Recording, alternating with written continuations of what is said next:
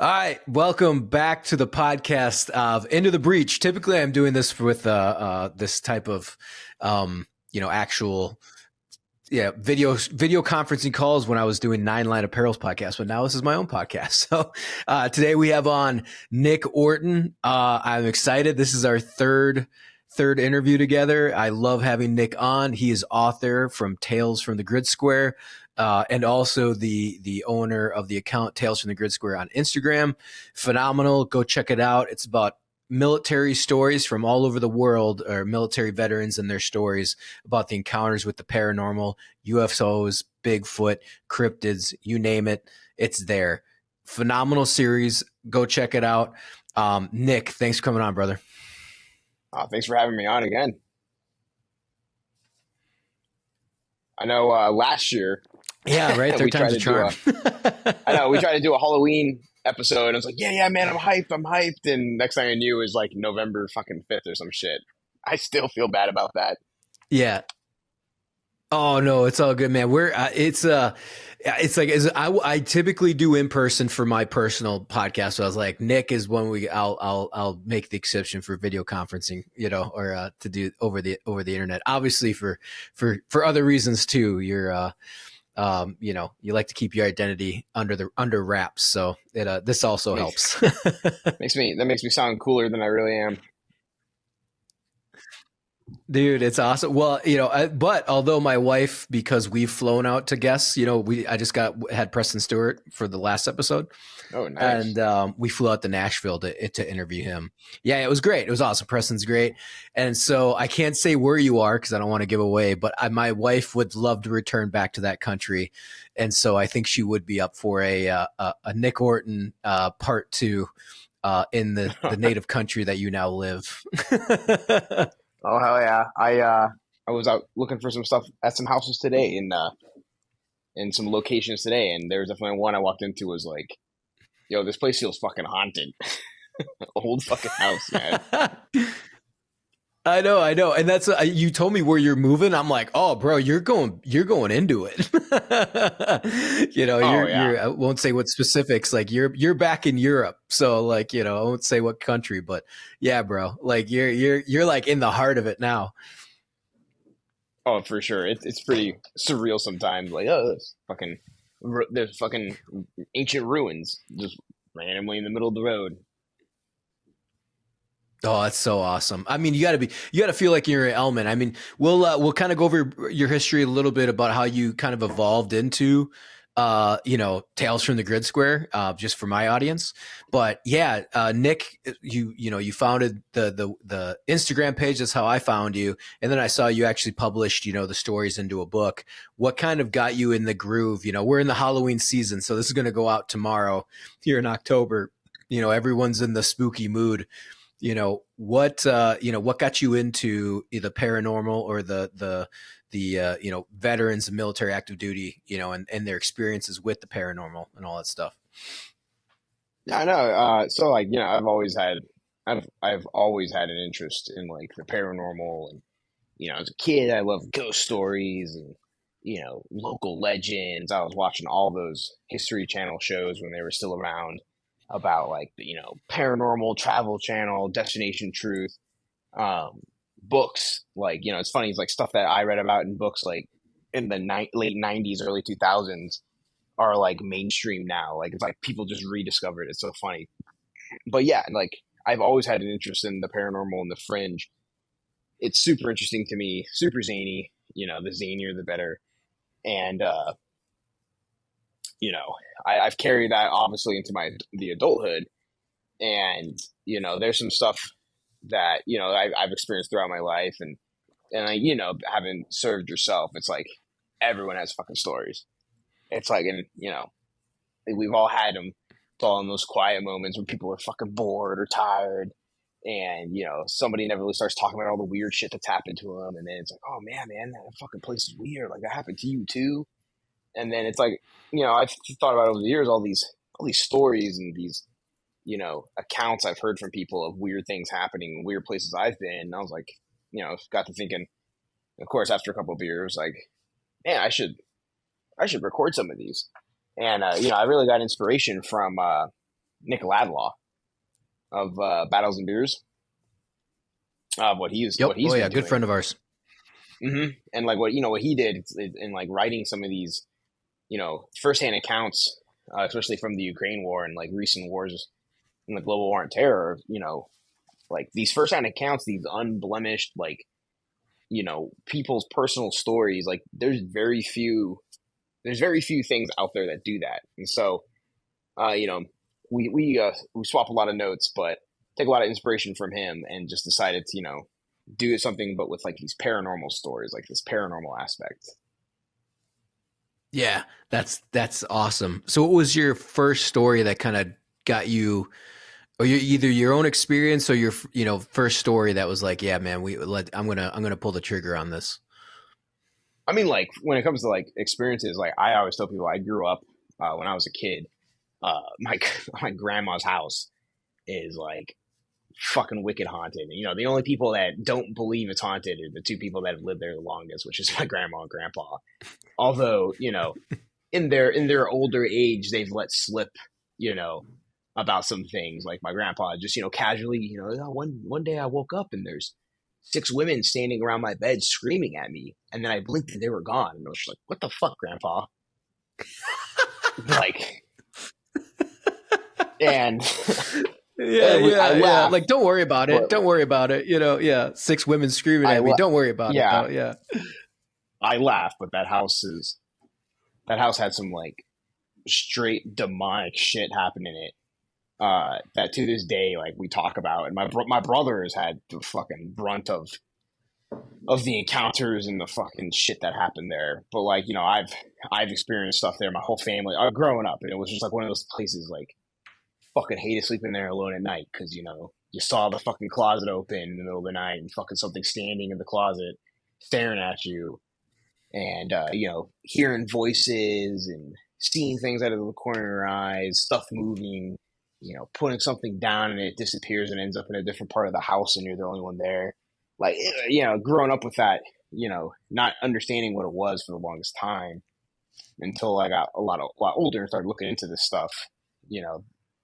Stuff like that stuck with me through adulthood. And of course I was obsessed with like Bigfoot and the legend of Bigfoot and other cryptids and aliens. And just when I joined the military, they never went away. I was one of the first generation raised on the internet. Not really raised on the internet, but like what you would consider like terminally online. Like I remember, in college or when I was sitting in the barracks, like bored out of my fucking mind, what do? I surf the fucking web, go look up all these conspiracy theories, look up, go down these rabbit holes in the middle of the night and, just kind of go deep and get lost in it for a couple hours, so like keep going forward with that. It's like, shit, it's so funny. It's because like stuff that is like the fucking kids talking about now, like it's like some new fucking thing they've uncovered is like shit that I remember from like years ago, fucking, it's pretty funny. Yeah. No, I agree with you. I think that's, one of the things my wife and I, again, this would have been circa 2015 when we met. There was a channel, I don't know if you remember it. It was called Top Fives. It was a British kid. Oh, yes. But Loved it. so he loved it. And I remember seeing him in the first year or so he was on. And I love horror stuff, man. Ever since I was a kid, like I love horror, The Thing, like all the other films, Dawn of the Dead, Zack Schneider. I like that one. And but I remember growing, we watched it, my wife and I, and there's the Russian sleep experiment. And it was the way he explained it was so good. And I actually wrote my first and only movie script for film school. So I was like it's 110 pages long, beginning, middle, end, the whole gamut. And but what you talk about people coming back around to it, I remember hearing that in 2015. And then Mr. Ballin, who is like a really big YouTuber, former Navy SEAL, he like redid that story like 7 years later. You know what I mean? So I was like, wait a minute, what? Like, I know half your catalog. Like your catalog, that was like, you just like, which is okay. Like, it's like, dude, I'm just glad people are telling stories. But part of me was like, dude, that was done like 7 years ago. So it's kind of funny how you were talking about, rehashing stories, or people are coming back to them. Dude, I yeah. think that was the scary stories with Guillermo del Toro, like that's on Prime, I think now, or Netflix. And I remember those books as like a really young kid, like Oh, early yeah. 90s, seeing like, dude, that's the creepiest like cover art. Why was that in our elementary school? Like I went to a small Dude, I don't Lutheran know. school and it was in there. You know what I mean? Like ghost stories. You're like, what is this? But yeah, dude, all that stuff, man, just trips your imagination. It's awesome. Oh, yeah. And fun fact about me, it's funny how you mentioned that. It's like, I don't fucking like horror. I'm a big fraidy cat. I do not like horror. I have an appreciation for it, but I do not like that shit. And I remember, yeah, creepy stories to tell in the dark. I would read it, and I would every single time I would be like, why am I reading this? Every single time I just freak myself out reading this shit. But it's like you can't. It's like just you can't get enough of it. Yeah, yeah, and I think that's just, I think people bring that up, like the psychology of horror, or at least ghosts and paranormal. Like, it's just something innate in human beings that are just attracted to it, or want to know more about the unknown. Like stories and legends are always told through time. Whether it's good and evil, but like Hmm. obviously it's like, well, what's going on? So I think there's always horror films do really well in the theater. Like at me as like a filmmaker, you look at the statistics, and not saying they always hit, but it's one of those genres that like is almost guaranteed to make you something back depending on your budget. Like someone's always willing to click on like, all right, maybe this will be kind of a good one, like because you want to get scared, like Oh, yeah. yeah, it's I see some, I'm like, well, all right, well, it looks kind of crappy, but maybe it will be good, maybe let's give it a shot, but that's wild, man. So then I think you've told me this before, but didn't you have an experience like on a ship, um way back in the day, UFO encounter? Oh, yeah. Part of my complicated and convoluted backstory. I worked on a ship, Yeah, yeah, and this was kind of like summarizing back in 2013. I was, and this is not a Navy ship, by the way. I was out in the middle of the Atlantic, mid like not North Atlantic, but like yeah, kind of getting up there, and it was probably summer, August of 2013, if I recall, and whenever it was during the Perseid meteor shower for that time frame, and I've never seen a meteor shower. Really cool. Highly recommend trying to see one. And it's like you just see these streaks of green and bright yellow lights through the skies. These streaks of orange, and it's just like there's one every couple seconds. It's crazy. So I'm sitting back there with a buddy, and we're like looking up.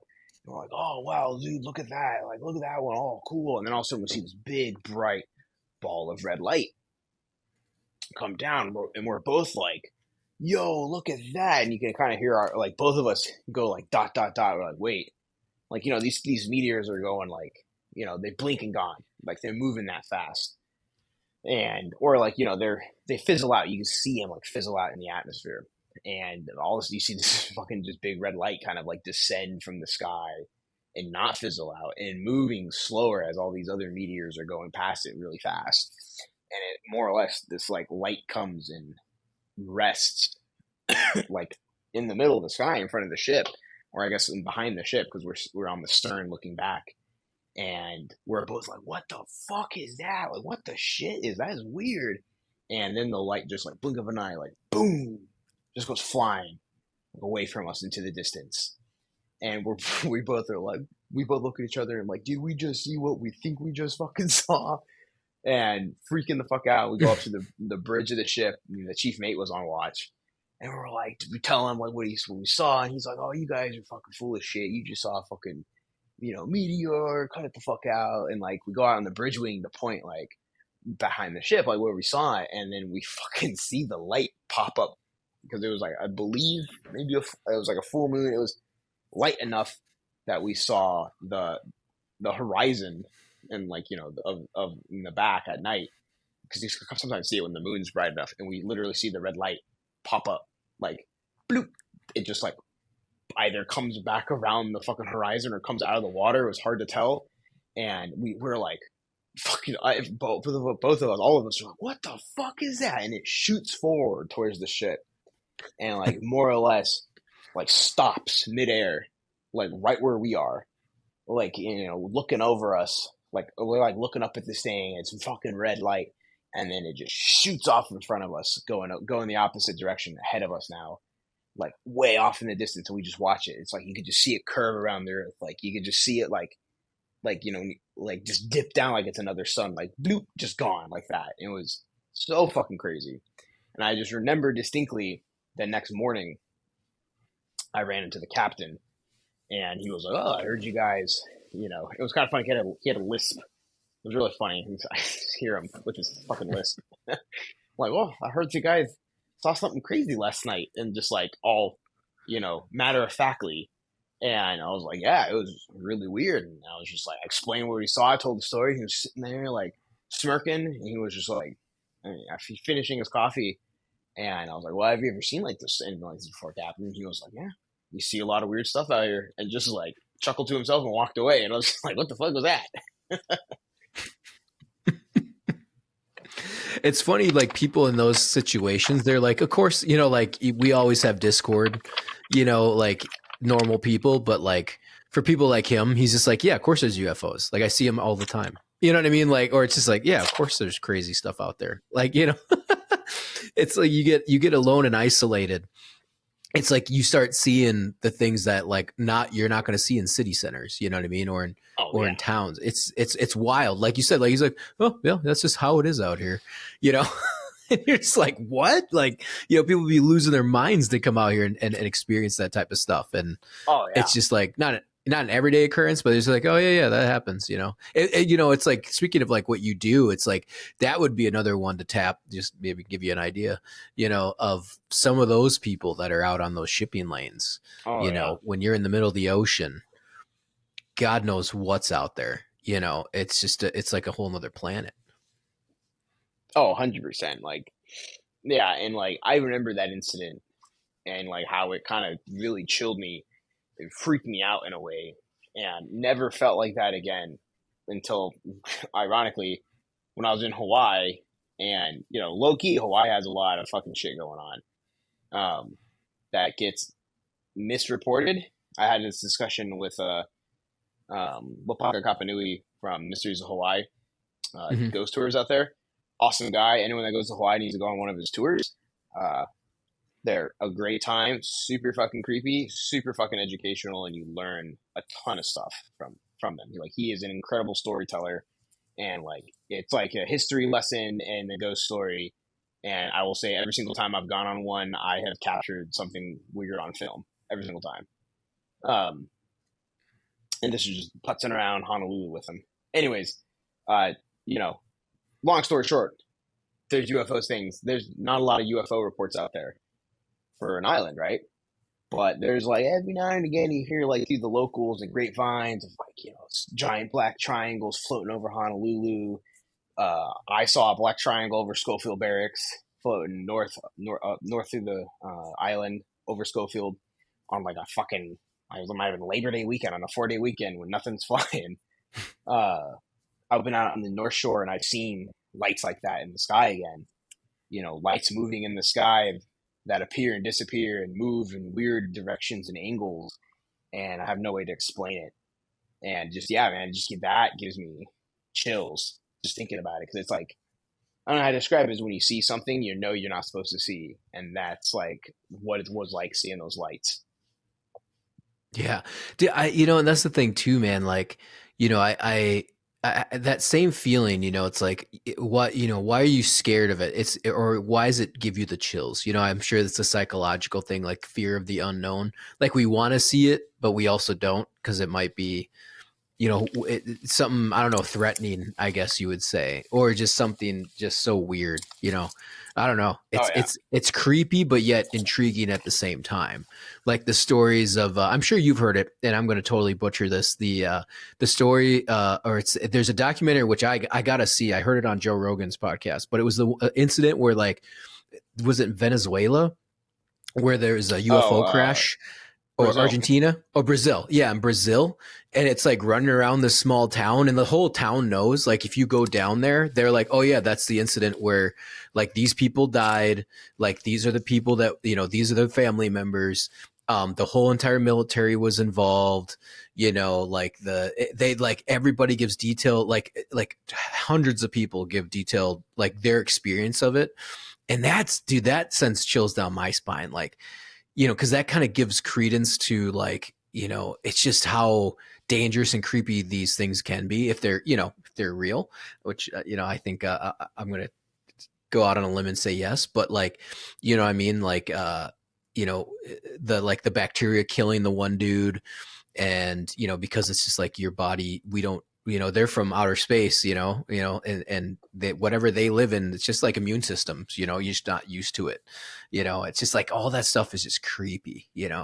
And yeah, I don't know, man. It's just, I agree with you. I think it's pretty wild, and with all those experiences. Ironically, I haven't had any myself. The only one that I've had that really threw chills down my spine was there's a guy, we were up in Fob Karma in Iraq, and I was a sniper team. We were going to do a mission up there with our another team of ours, and so we like walked in, and a few guys from Kilo Company were like, "Bro, bro, bro," and we're like, "Oh, what's going on?" They're like, "Dude, I just captured a ghost on camera, like it was our digital cameras."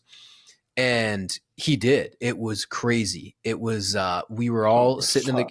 it's pitch black. We always do lights out at night. And so the only light was coming from, like, the talk or whatever. But this is one of those nights where, like, hey, that there's no you can barely see like 3-4 feet in front of you, but where everything's kind of at. And your eyes adjust. And so one guy took a photo, and there's no Iraqi police whatsoever. There's no Iraqi presence. There was no workers, nothing, right? And this would have been like 11 p.m., maybe 10 p.m., or probably later than that. It might have been 1 a.m. And he took a photo, and there's a, like, no shit Iraqi walking through the frame, and he was not there. And you're just Oh like, shit. yeah. And it's one of those things too, where, like, you look at it and you're like, that's real. Like, that's real. It's not like, oh yeah, they're playing a joke on us. Like, it's like you look at, it's like your mind can almost like fit. Yeah, that's. And I remember just having the hairs on the, Mm. my on my back stand up. Ooh. I was like, oh my god, and that's kind of my only experience. Everybody else has got some cooler stuff, and even, like, said in the book, in your book Tales from the Grid Square, it's just like, and the in your Instagram, just like stuff that happens to people, which I do believe, by the way, like wild time displacement, like memory loss type stuff, and you're like, and Oh it yeah. when it comes to UFOs, like real creepy stuff, man. And I believe, I don't, I believe it, 100%. I wish man, I wish I could get that video you guys captured, because that would be fucking wild. Yeah, it was a photo. It was a photo, and it was Oh, a just, photo. yeah, it was a photo, and you could just, I mean, but you could tell it was just like, it was clear as day too. Just like, oh my god, like, I think what he was using too, if I remember correctly, I think he was doing it through his night vision. Like taking photos for fun through night vision. Like we used to do. And that was just like, you're like, holy shit, dude. Like, yeah, it's a whole thing. It was pretty cool, but at the same time, it was like super creepy. But yeah, man, yeah, it was wild. no, I believe it. Actually, one of the first pictures I posted on the page was from a guy, Door Gunners Therapy, or Door Gunner Incorporated. Um, and he sent me the picture, and it's in Kabul somewhere. I can't remember where. It was a courtyard, and it's like a courtyard that he took a picture of just randomly because he thought it was cool, or I think he had like a friend in the frame. And when he went back and looked at the digital photo, there's a man that he didn't notice before, and it looks like an Afghani dude, and like you kind of the man jammies they wear over there, and um, he's like translucent. And I have the picture. I have it on my page. And the guy's like kind of like translucent, like, and you can see like below the knees, like he's kind of fading out. It's weird, and uh, like it looked like a ghost, right? And he found out that in that same courtyard that he took the picture, the Russians used to execute dudes, right? And if you look at the picture, it looks like the guy is being led with his hand. His hands are in front of him, close together, like they're almost bound. Yeah, that's wild. And which is, I mean, that's believable. That's what they did, Mm-hmm. especially in the Afghan war. The Afghan war, I mean, just Afghanistan itself, like, I love those stories because it's like Afghanistan is so in the world history. Like, a lot of people don't realize that, until you like really start digging, like how deep the Afghan history goes into other countries as well. But just the crossroads of civilization, it's like one of the crossroads of civilization. Oh, for sure. 100%. And so and then like the stories of the Russians over the radio, like Americans hearing that, and you're like, yeah, of course, like those hills, a lot of Russians were killed during the Soviet-Afghan war on the same spots that we were, and it's like 100%. And it's cool Uh-huh. because I never even thought about it when I was there, like, or the haunting aspect of it.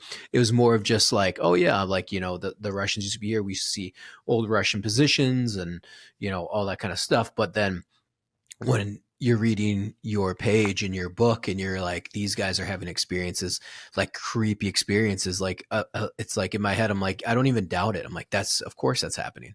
Like there's so much history there and there's so much carnage and violence, it's like that stuff like echoes, man. It's incredible. It's insane. No, yeah, 100%.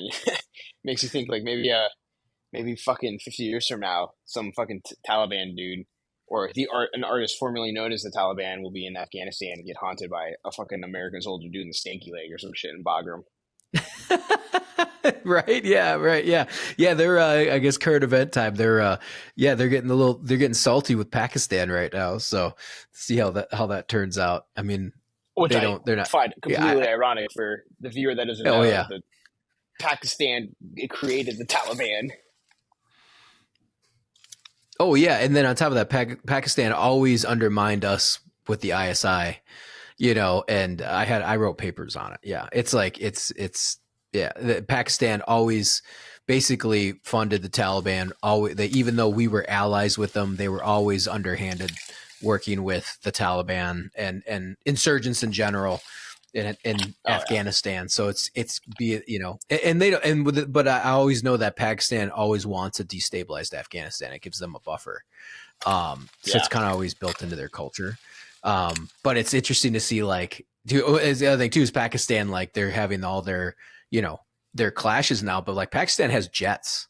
Like Afghanis don't have air power. They keep crashing the helicopters they do have. If they are Russians, it's not like they're like maneuvering with jets. Like Pakistanis at least have like an air force. They go up against India every once in a while. You know, so that's a whole crazy subject in itself, in of itself right now. I immediately thought of that. I saw those things and I was like, I thought of Nick Laidlaw. I was like, man, maybe we should go back to maybe we got some connections to like get on the Paki side or like try to do some war reporting in the Afghan Paki I just conflict. every time I hear Pakistan in the news going to war with someone, I just think of that meme with that kid. I love Pakistan. Pakistan is number one. I give my life for Pakistan. Yeah, right. Well, it's just like you're like, I don't know. It's just like the two kids on the playground fighting each other, just looking at them like, what are you guys doing? Yeah, just like, okay, whatever. Come on, It's do some, something. yeah, exactly. Like, come on, do something. But yeah, right. But anyways, get back to to Tails. So then, what initially, you know, gave that push, and they'd be like, I'm going to start posting. I'm going to start moving forward with this.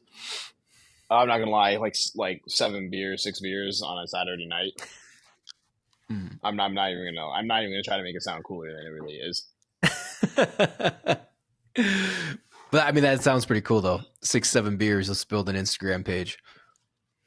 Yeah, because I had set out to a long time ago. I had plans to try to do like a OSINT, like kind of centric page, like a reporting kind of thing when I was on deployment and anonymously. And I just never went around to doing it.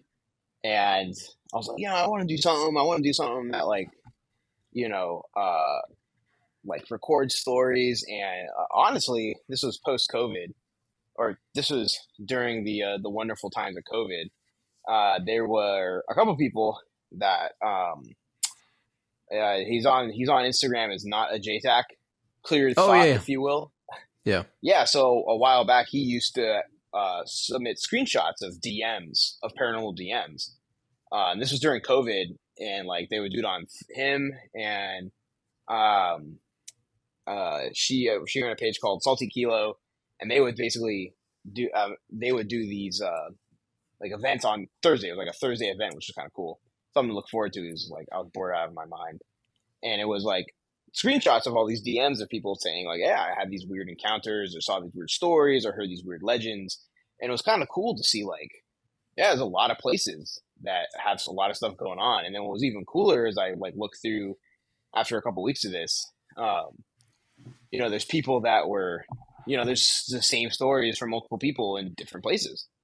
And it's like, oh, that's kind of fascinating to think about. Like, you know, that all these people have these same, encounters in these same bases and these same places at different times.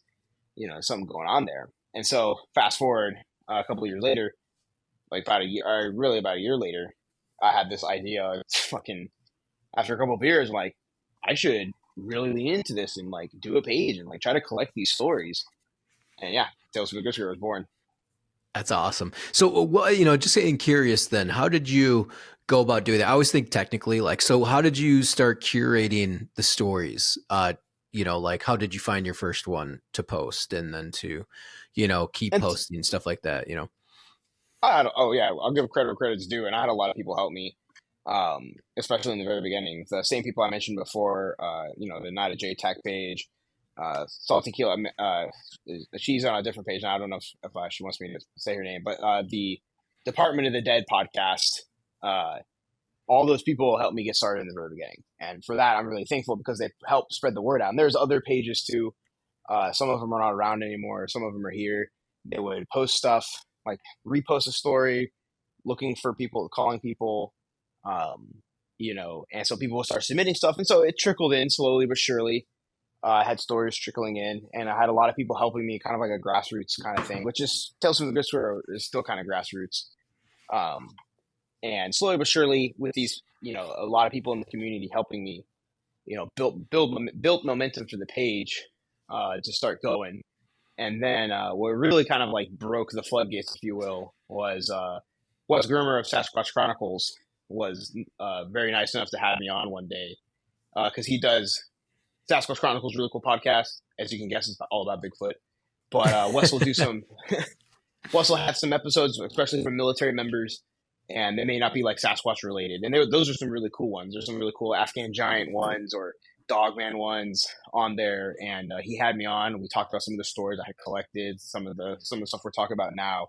And the page blew up after that. So many people were submitted some stuff in, and this is. Wes produces an episode I think almost weekly, and so like this is like now several hundred episodes buried. But we had a good time, and that gained a lot of momentum. A lot of people listened to Wes's podcast, and a lot of people started sharing their stories with me, and so it really took off from there. So much to the point that decided to create a book and build a book. I went on, and then I went on Tony Merkel's podcast, The Confessionals. And again, that too just again helped build momentum. They have a wide audience, a lot of people in the military, and that's what helped me kind of get the momentum to kind of be this grassroots movement where I have some reputation. People trust me. We keep it anonymous unless you want to be, unless you want people to know you submitted a story. You're totally anonymous, and that's entirely up to you. And so, we're at the point now where I've posted hundreds of stories.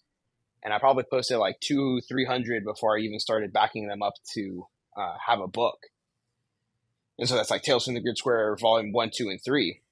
And slowly working on Volume 4. And I think even with Volume 4, I still have about 200 stories I haven't even published. Let alone the like probably 200 to 300 more in my DMs that I just am like overwhelmed with documenting right now.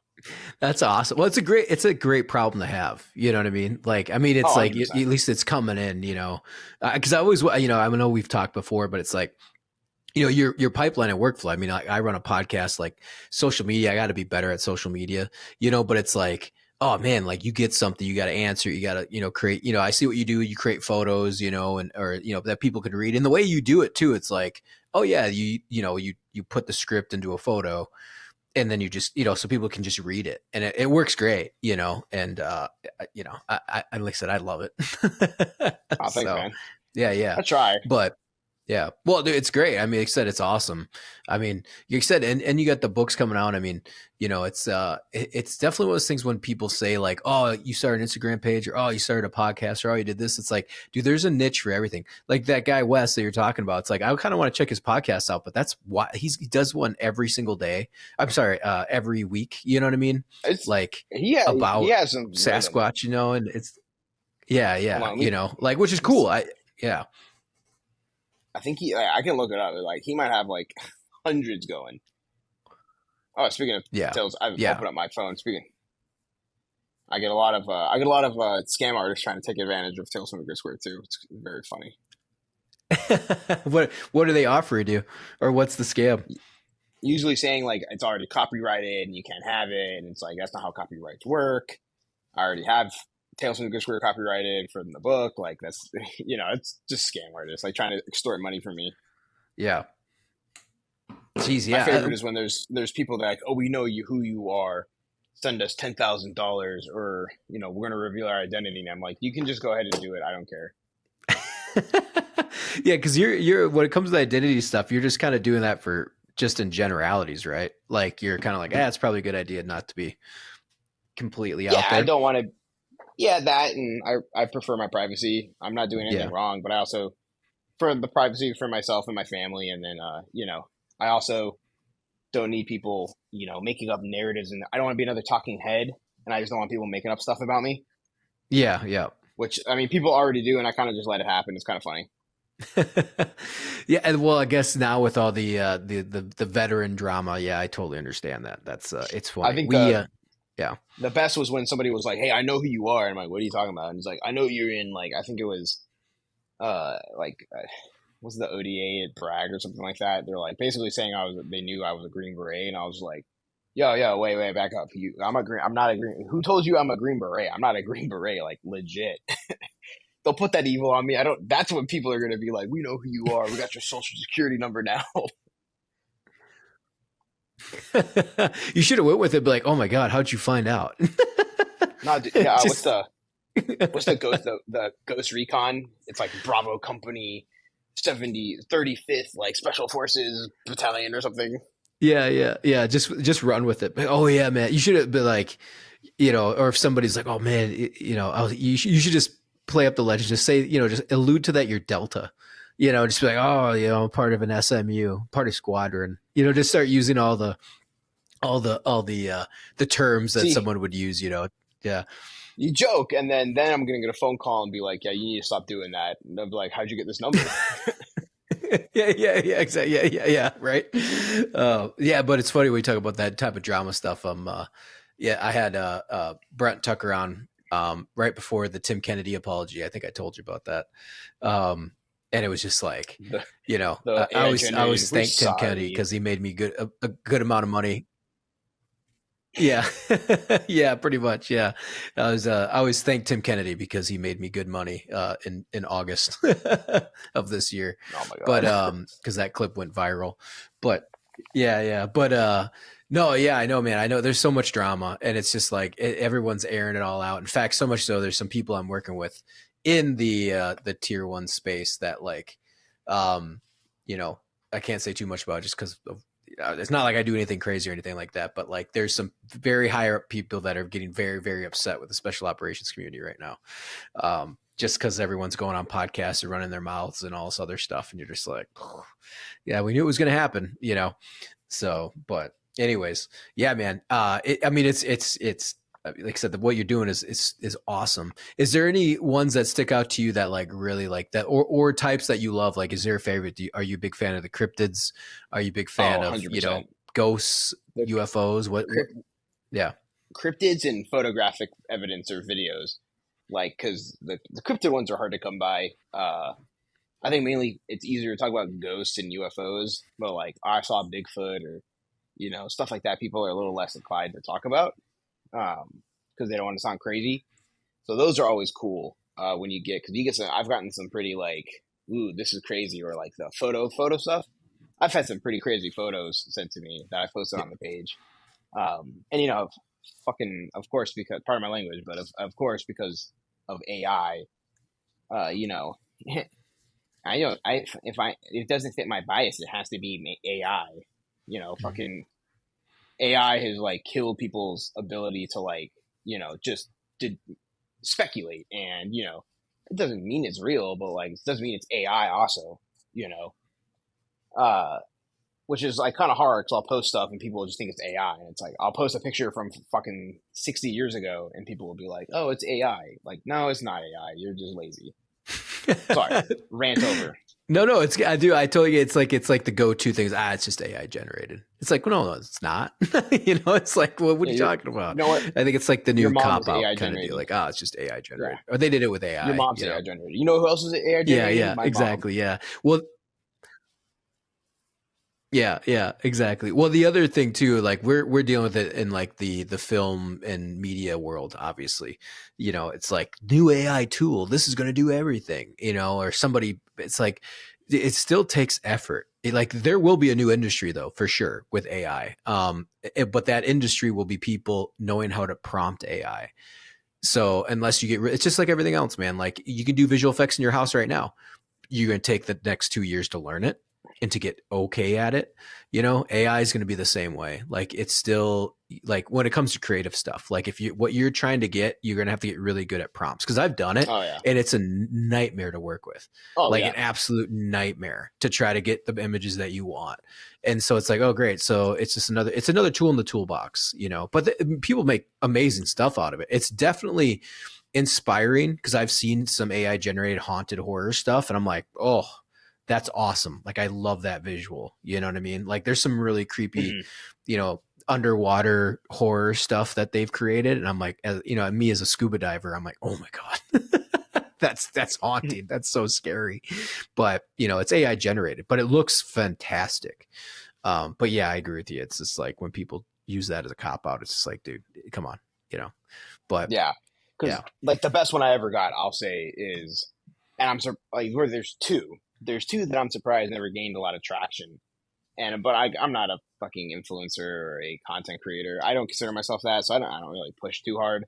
But I have two photos, and the first one was I held on to it for a minute, and it was a photo that was given to me by a guy that was on the border mission, like when the military members first started getting added to the border mission, and he was an intel guy, and it wasn't top secret, but it was in a like a where they were using drones to survey the border, and they had a mystery wall, and it was a wall of images that they had captured, and there was other ones that I haven't shared that I've seen, just mainly out of like it would respect for him as he requested. And like I said, these weren't like TS level, but it was just more of like these were in the mystery wall is in a particular spot, and like somebody would figure out where it came from. But anyways, it was like a wall of images they couldn't explain. They had captured either on cameras or G bosses or drones, and it was a image taken at the Big Bend National Park by a drone that was loitering near the area. And when you look down on it, it's like this weird kind of image. And if you stare at it and you pay attention, you look at it long enough, you realize it's a top-down view of something walking along a trail, and it looks almost exactly like fucking Bigfoot. Like, Oh and as wow, I point out, yeah. like you I can see think a did you foot, post you that? can see a head. Yeah. Is that the one that went in your book? Yeah, I put that one in my book, Yeah. and I was surprised That it one didn't was really get wild. as yeah. And my favorite one, people were like, "It's a dead rabbit," and I was like, "How the fuck are you guys seeing a dead rabbit? Like, I need somebody to break it down for me because like y'all are just making this up at this point." Um, Yeah. and that's one I was surprised. That's one that I thought was pretty good that didn't gain a lot of traction, and I was surprised. The other one was you're a Marine, you know, like the Witch of Camp Lejeune. I've heard of it. I mean, through Grit Tales. I mean, I was a Hawaii Marine, so I don't know all the stuff Oh, that's from right. Lejeune, but I that one creeps me the fuck out. Yes, I after reading your book. Yeah, see, you're the Hawaii Marine. You had the girl in the red dress in the fucking barracks,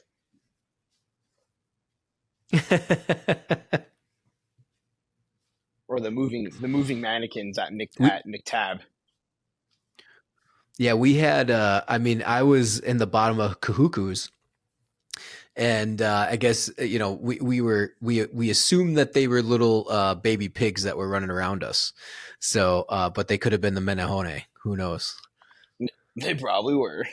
They probably were in The, the bottom of DZ Gulch. I think Kahuku's Gulch. I oh can't yeah, remember. Yeah. I went to the bottom, and I went right back to the top.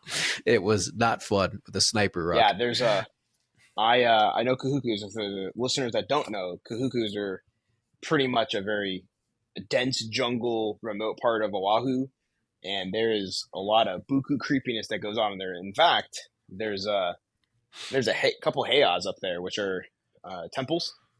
And during the last big exercise, like last year, JPMRC, they had on the island, which is like a big exercise 25th does.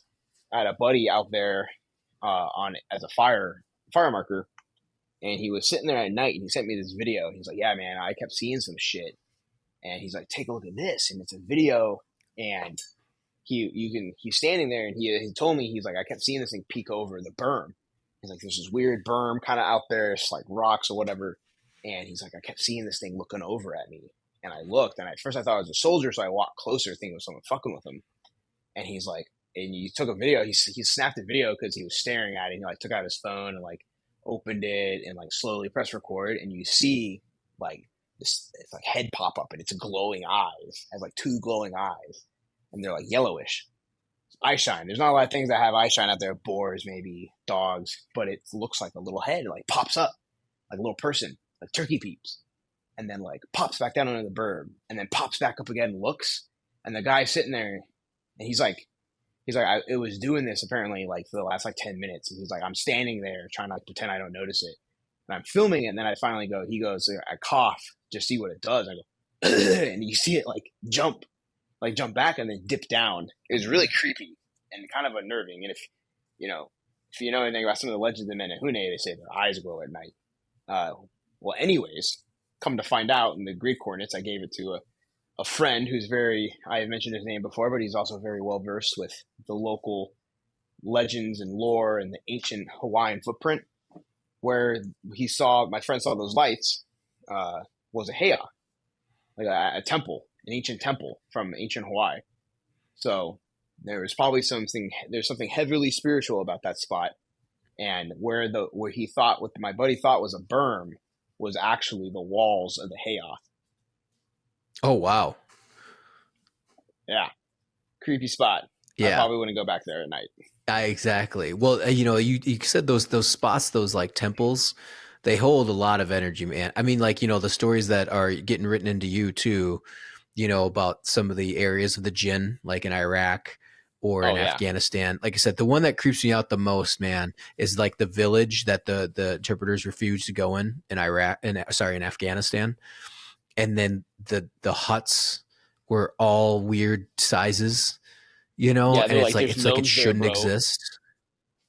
Yeah, and you're just like the creepy, like it's insane. Like and it's like one of those things where like if you're just patrolling the area, the area is like, okay, man, like whatever, the interpreters won't go there, but like you have to listen to the locals be like, no, we don't go there. Like that's insane. That's creepy. It's demonic or whatever. And naturally Marines are like, oh, we're just going to patrol through it. But like everyone was unnerved, and you're like, yeah, let's get out of here. Yeah. And there's something there that like just trips you off. That's like, this is not a good place to be right now. Oh yeah, I distinctly remember asking when I was in Hawaii, when I really wanted to get out there. I distinctly remember asking a local who I was bullshitting about this stuff. I was like, "Hey, yeah, have you ever thought about taking me out there? I'd like to go see some of these things." And he was telling me about all sorts of crap out there. And he stopped and looked at me. He's like, "No, I'm not going to take you." And I was like, why? He was like, yeah, because everything that happens out in those jungles is demonic. And he was just, I'm like, what do you mean? He's like, I'm not gonna tell you more. I'm gonna leave it at that. Yeah. Which good advice. You know what I mean? Like I'm that guy like in the movie, you know, everyone yells about. I was like, nope, not doing it. You know, like, nope, not going in there. You know, like, well, let's Yeah. go check it out. Nope, I'm not doing it. You know, why not? Well, because I'm going to walk away right now. I'm not doing it. You know, No, there's a thank few. you. I choose life. Exactly. Like I've done that before in life. I have to like think back a few times, but there's like not so much scary stuff, but like stuff in general that you just kind of read the room and you're like, yeah, I'm not doing that. And it's like, well, why not? Is because that's a stupid idea. Like, or just like, you guys go ahead. I'm not doing that, you know, or we're not going to go there because that doesn't sound like that's not a good plan. Like, think 2 steps ahead. Like, just think 2 steps ahead. Like, that's all you got to do. And you probably wouldn't do the same thing. You know what I mean? Oh yeah. But yeah, yeah. And so the box, so you talk about the box witch in Lejeune, or was that a different one? Boxwitch is Fort Polk, but Lejeune has this like local legend, like the Marines talk about. Sometimes like a witch, sometimes like a lady in white, ghostly girl. But like over there in the training area, uh, basically people have reported this story of like a woman in white or like a girl, like a young girl. And the stories kind of vary. It's like either it's like your classic like creepy girl just sitting there on the side of the road, or walking through the woods, or like more demonic encounters. And like I'm getting goosebumps thinking about them. Like more like demonic hauntings of like cackling demonic witches and crap like that. And it just depends on the story. But anyways, you get all these stories out there, and I think it's called Camp Bulldog. It's like one of the training for the recruits out there. What's it called? I can't even remember. But there's a spot where like a lot of trainees that go out there report seeing the same like ghostly girl like all the time.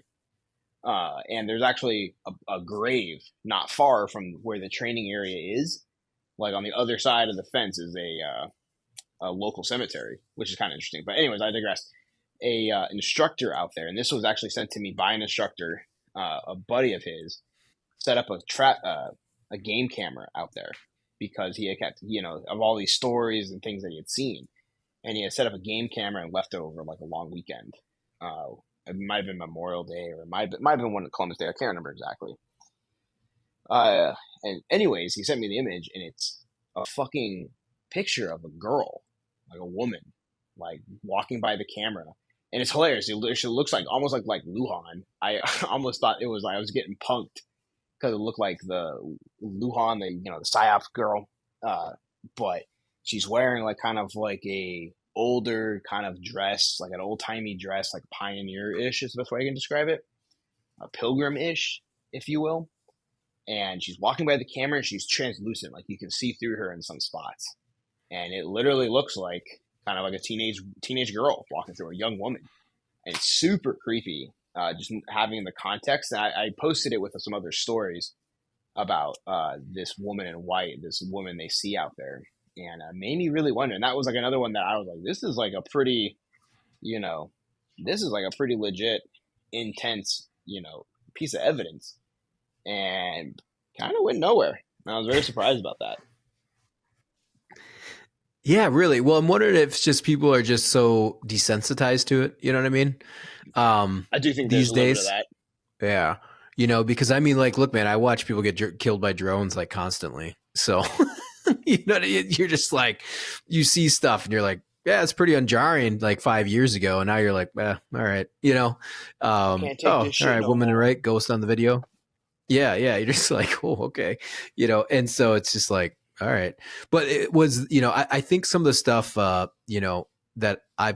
I'm reading on your page is like the stuff that's old that they report into, in like from like the 30s or 40s or 50s where they used to write about these things. You know what I mean? Like the local paper would actually write a story, and you posted one. It's something about in China, like a Bigfoot kind of Oh yeah. sighting. It's tall. It has wavy red hair, and the Chinese keep hunting it. And you're just like, and it's like a legit news article, from you know, back in the day, in the Hmm. 70s. And you're just like, people just wrote about it. And you're like, yeah, okay. It's that type of stuff is like, I don't know. I feel like it was stuff that people wrote before it was taboo to write about it, maybe, if that makes sense, No, it makes perfect sense. because I And mean, you can't get somebody to write that now, good luck. no, yeah, it would be fringe, and it's like, and if somebody did write about it, they'd be like, "Oh, I can't talk to you about." This is my favorite. Is like, yeah, yeah, man. There's Nephilim, and they're impregnating women all over the world, and they're demonic, and they've infiltrated our government. But if you want to know more, you have to read my book. Yeah. Yeah, exactly. Okay, yeah, Yeah. okay, oh, gotcha. Hmm. Yeah, and that's what I mean. I think it's like stuff like that, or you're not gonna get the New York Times to actually be like, well, anyway, so they think there's a Bigfoot Yeti running around in the Himalayas, and we sent a reporter out to go find out. You know what I mean? Like that just doesn't exist. Yeah, but on the flip Like I side, said, the it's government's like, yeah, there's UFOs in the sky, and we don't know what they are, and everybody's just like, oh, okay. yeah, that is a wild one. I think we could talk about that for a little bit because I mean, that's a rabbit hole. That's funny because anybody in the '90s that talked about that, or growing up, were like, you're kind of crazy, but it's fun to think about. Now they were right. You can like go to your local, pothead from the '90s, your neighbor, and be like, I'm so sorry, you were right about everything. Dude, I looked it up on my phone. He's right. Everything he said is totally right. Yeah, everything. I remember it. Everything you said is completely right.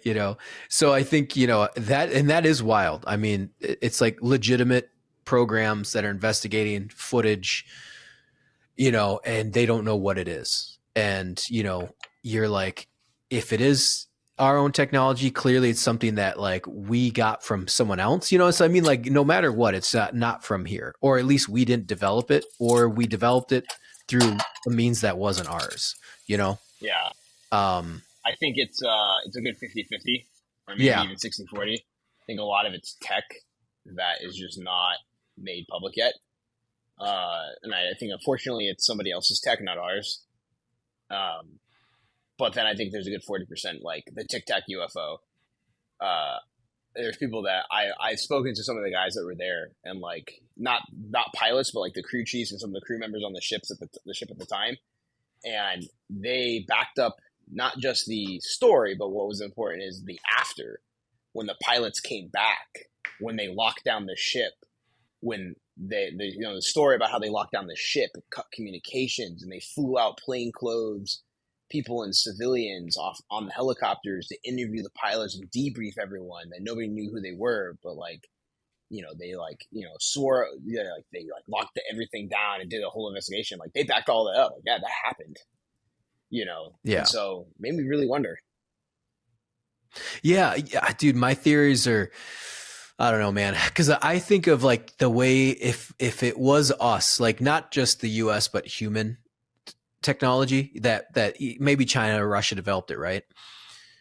I always go to what do humans always want to do?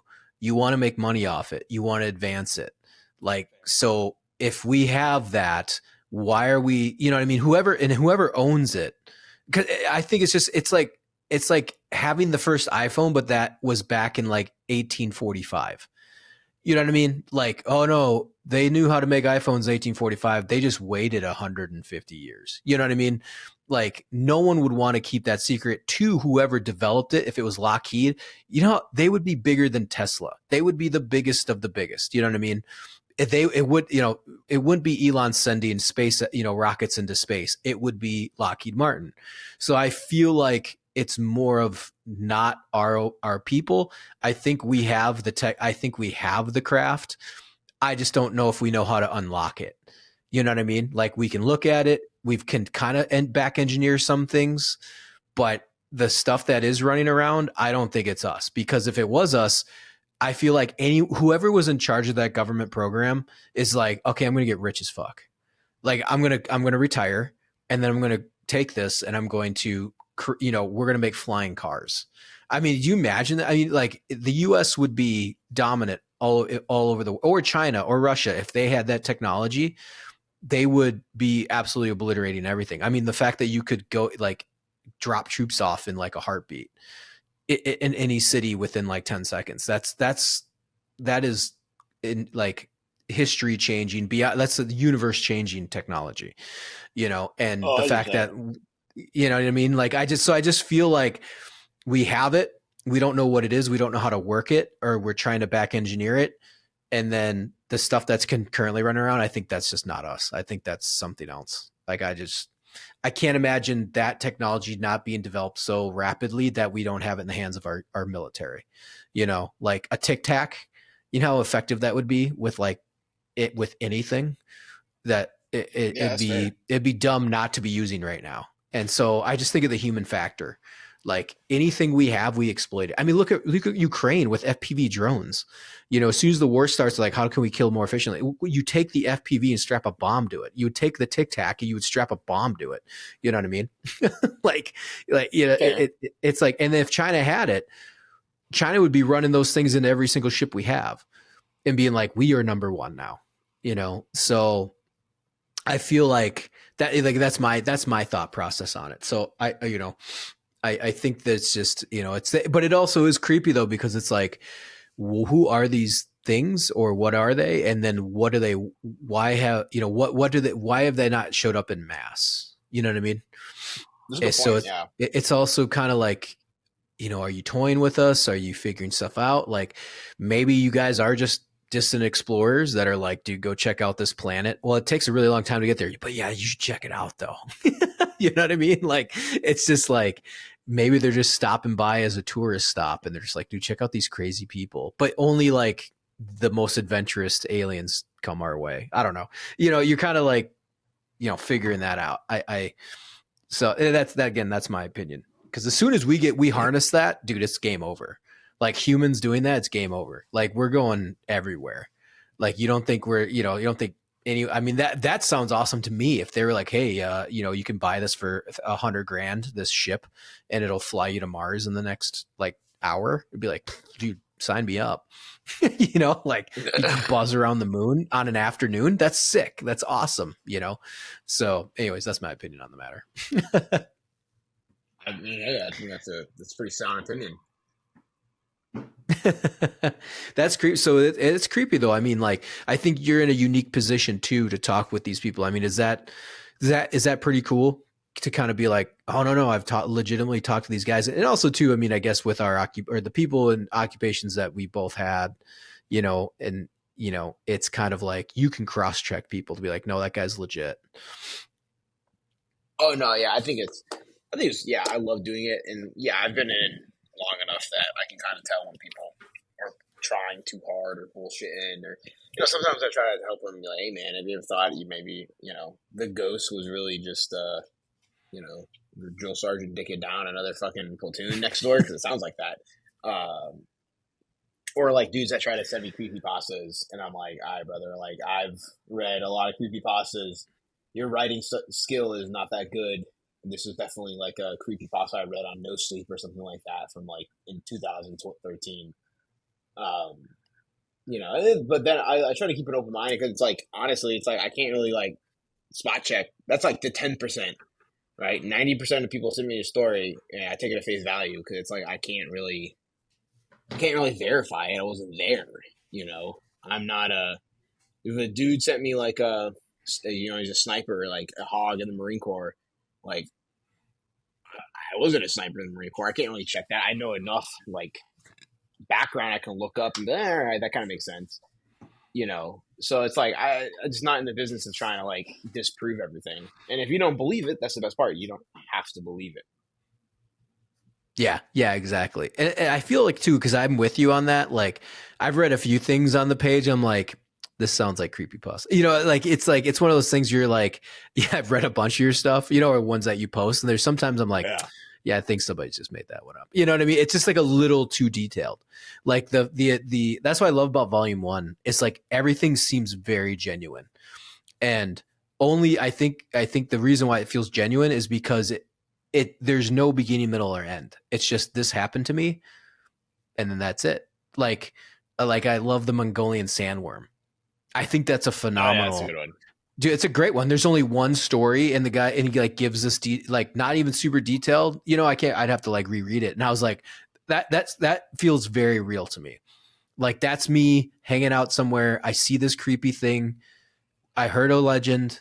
That's it. That's the end of the story. Like, I don't know what to tell you. Like those, like I said, the page and the book still feel very genuine, and I think that's why it works, and again, too, I believe it too. Cause I think there's all the experiences over the years, and stuff, especially ones that you've brought in. It's kind of like Nick with, getting stories from other countries and other veterans from other countries that you get, I love hearing the stories from like the Eastern Bloc, like the creepy Oh stuff, yeah, the nightmarish stuff that they've like, we don't know what happened and it ripped apart the squad. And you're like, well, dude. I know was what it you're another talking Russian about. squad? Yeah. Dude, my favorite is when I get these autistic fucking dorks, these goobers, and they like read the story and like, actually, the Yugoslav War of Independence, they were called da da da da, and they wore gray helmets instead of brown ones. This story is fake. And I'm like, bro, like, I don't have the amount of autism right now to look that up and see if that's even correct. Like, how does one develop a Dude, fixation with that's the wild. Yeah. Yugoslav conflict? Yeah. Yeah. That's Right. this Yeah. is a true Yeah. story, by the way. But that's what I'm This saying. actually Like happened. with the autists. I just call him an autist, but I posted the Drekovic story, which I found was really interesting, and I had literally for that entire week just all these like 12-year-old, 13-year-old dudes. At least that's what I called them. These goobers, like in my DMs, like this is fake. You need to delete this. You're making this up. Like and like based off like these niche details about like Yugoslav and Croatian fucking armed forces during the conflict. And I'm like, bro, how does one develop a fixation with this one particular conflict to this level? You guys need to go outside and touch grass. You're a Yeah. goober. Really. that is pretty wild, man. Yeah. So what was the graphic? What story is the one that tipped that off? It was it was there was like a week where I got a lot of stories from like the Yugoslav conflict, and it was basically so the Drekovic is, from what I understand from Slavic folklore, it is like a half wolf, half human creature.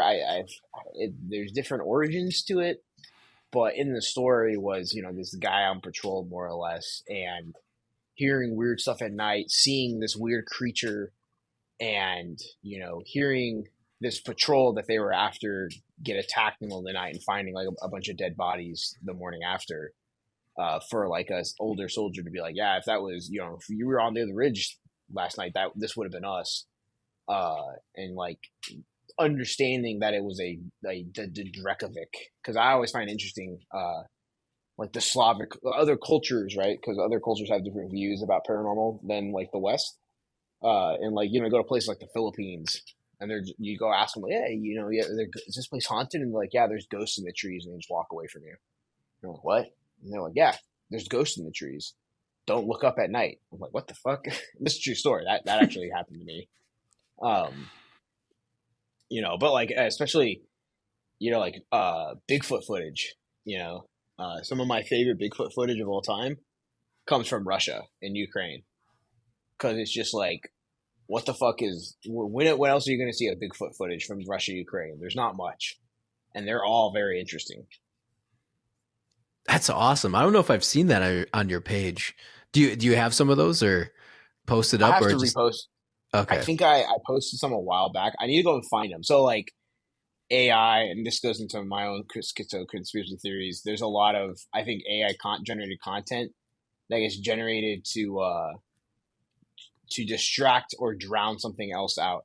So, for instance, if you go on Instagram right now and you type in Bigfoot footage or Bigfoot, I guarantee you at least first 20 hits are all going to be, if it's not the Patterson Gimlin film, which is a famous one, there's other good like footage out there of Bigfoot that I think is very compelling evidence, but you're going to be hard pressed to find it now on Instagram because it's all those stupid AI generated Bigfoot videos. I think those are funny. Like that. Yeah, I know which one you're talking. I know the ones you're talking about. Yeah, I know. I got another schizo one for you. This because like goes to the discussion for AI. I'm not gonna lie to say you can believe it if you want, but the Wigger memes. Which ones? The Wigger memes. No, I don't think I've seen those. Yeah, there's like these random memes that like from a term from when we were kids, you know, Oh and yeah, yeah. I remember the term. yeah. Yeah, yeah. Have you ever noticed those? If you go look at the memes, all of those memes reference the CCP or China in some way, right? Oh Randomly, really? you know, like, Yeah. yeah, you think it's just brain rot, right? I 100% believe that sounds like Uguar, right? Or Uguar, right? And it's 100% a way to push the Uguar algorithm down so people stop Googling it. Oh, you mean the That's Uyghur why, Muslim stuff? yeah, yeah, the Uyghur Muslim. Yeah, Sorry, yeah, okay. Yeah, it yeah. sounds exactly. Yeah, It yeah, sounds a yeah. lot like Yeah. Uyghur, and 100% Yeah. is that's why like all the go look at the memes. You know, listeners may not believe me, but somebody pointed it out to me, and I was like, dude, you're totally right. A lot of those stupid fucking memes reference the CCD for some reason. Makes Yeah. no fucking I sense. well, dude, I mean the internet, you think about that, it's just like it's yeah. I think when people talk about was it called the dead internet theory? Like it's a lot of it's just bots Oh now. yeah. Like it's not as many people on it, or not as many people as they say, but it's just not as, not as populated as you think.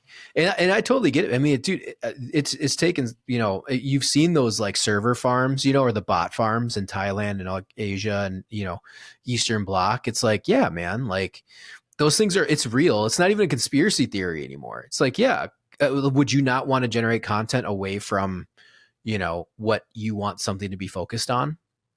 And it's Hmm. not hard to do with the algorithm. Like if you know how to manipulate it, it's like, yeah, it's not, it's nothing wild. I shouldn't say it's nothing wild. It is wild, but it's not hard to imagine, you know, um, especially if it comes to like, politics or whatever, or in it's, that's what I'm saying is I think when people talk about, oh, yeah, China has an interest in doing that, so does Russia, so does other countries. They're just like, yeah, well, whatever way we want to swing something, why don't we spend a bunch of resources doing it, the US, ironically, I don't know if the US does it as much. Like we don't have, bot farms.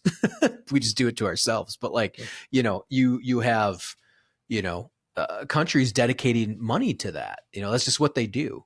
So yeah, it doesn't shock me that that's a thing. Oh yeah. Crazy man.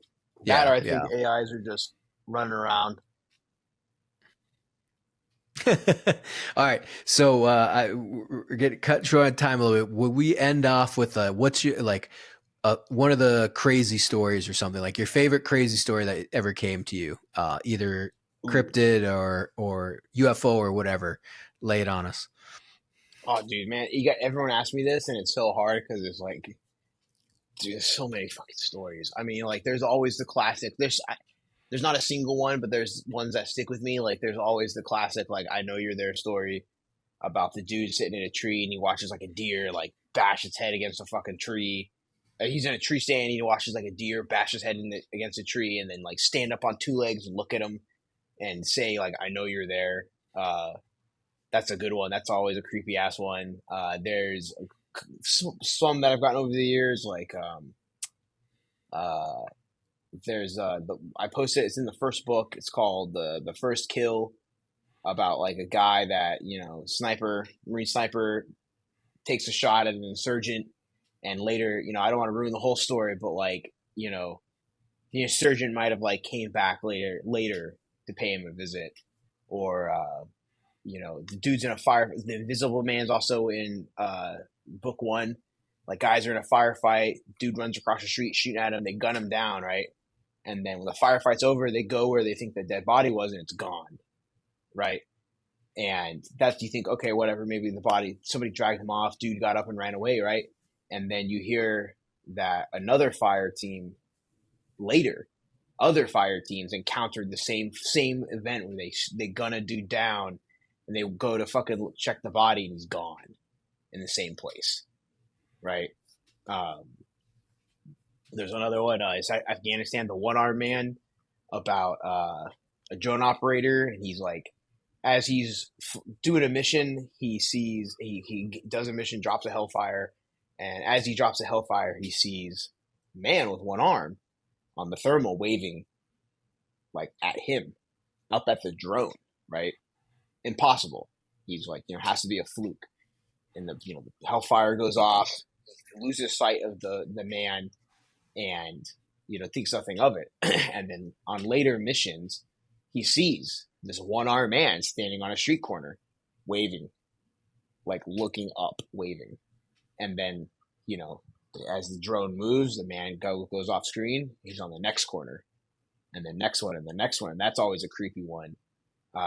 There's another good drone one. There's the drone ones are also super fascinating. Those ones stick with me a lot because that's from like a part of the military that's obviously behind a lot of like scrutiny and like secrets stuff that can be declassified has been declassified. But like one of them was guy claims he's watching like a terrorist node, right, in Afghanistan, or like a Taliban node, and he sees like this kid walk up from an alley, and there's dogs barking at the kid, and the dogs are glowing white hot, the kid's black. It's like full black, right? Black cold. And he's like, oh, that's weird. And he they watch the kid walk into the room, and the lights turn off on the building. I mean, the lights turn off in the building. And then, they're watching this building all night. And the next morning, they switch the color, and they see people start crowding around the building, and people are like getting agitated, and they're like start pulling out dead bodies, like massacred bodies. And, I'm sorry. And then the night before, you watch the boy go in and eventually like leave, right? And then like the next morning, they see on the color, like these like massacred bodies, blood coming out of the building and stuff like that. And he was like, what the fuck happened there? There's so many, man. And there's so many creepy ones. There's so many good ones. There's so many interesting ones. There's funny ones. It's so hard, but it's just like, it's all fascinating. And Awesome, it's like, dude. I can go on all day, No, I know, and that's what I'm saying. We're definitely going to do a part 2. I'm just excited that we can get. I'm pumped that I can get this out for my listeners for Halloween. Dude, it was awesome having you on. We're definitely going to do it again. Hopefully, maybe we'll get out to where you are, and we'll get a full solid 3-4 hour episode. As we bring it on our favorite stories. Cool. That would be awesome. My wife would love it, but it would be quite the trip. Yeah, bro. Let's. Where can people find you? Where can they find your books? And go check out Tales from the Grid Square. Yeah, where can people find you at? Yeah, hell yeah. So Tales from the Grid Square is on Instagram. It's TALES_FROM_GRIDSQUARE.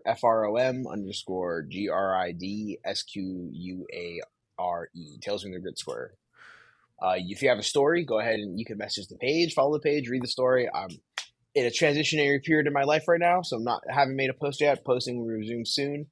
If you have a story though, DM the page, shoot me an email at talesfromthegridsquare@gmail.com. Tales from the Grid Square, all one word. And if you want to read the books, check them out on Amazon. All 3 books are available on Amazon, including my 4th book, which is a short story fiction that I wrote all myself, 11 short stories that if you're interested in picking up. Awesome, bro. Well, thanks, man. I appreciate you. Thanks for coming on. Awesome. Thanks for having me on, man.